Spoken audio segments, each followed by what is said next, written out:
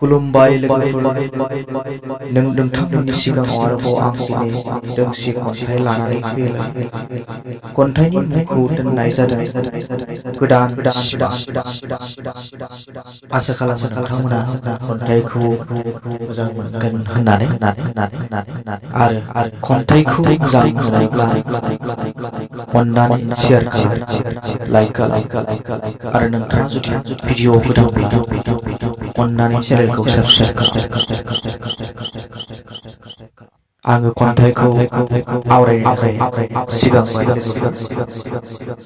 बुंफिनदों। खन्थाइनि मुंखौ दोननाय जादों गोदान सिमां। गोदान सिमां। गोदान सिमां सुजुबाय आं गोरबोआव आवगायनायनि सिगां फारसे। गोदान सिमां सुजुबाय आं गोरबोआव आवगायनायनि सिगां फारसे। थांखिया आंनि सुफुंनाय आद्रा थानाय बर'नि सिमां। सान गोरलै बायदि सानजाहा नुजाजेनबाय बेसेबां गोहोखौ लानानै। पुर्णिमा अखाफोर बायदि मुलुग सोथिफबनाय गोहोजों ओंखारजेनबाय आं गोदान सिमां लानानै। थांखिया नङा आंनि सोरखौबा नासयनाय, सोरनिबा हेंथा। गोरबोआ आंनि बयनिबो थाखाय उदां। थांखिया नङा आंनि सोरखौबा नासयनाय, सोरनिबा हेंथा। गोरबोआ आंनि बयनिबो थाखाय उदां।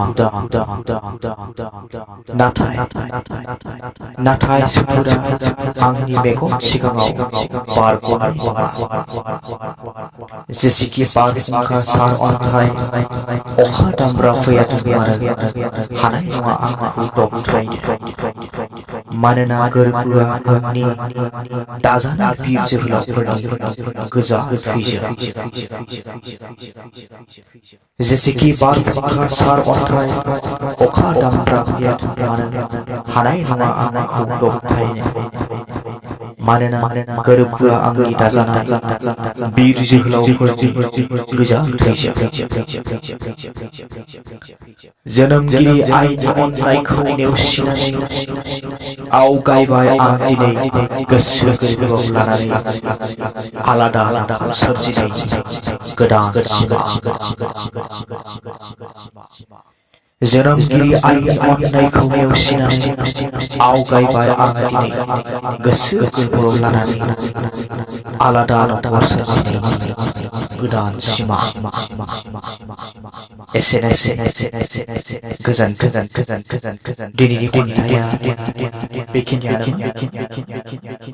आसा खालामो नोंथांमोना खन्थाइखौ मोजां मोनगोन आरो अनसायगोन होननानै।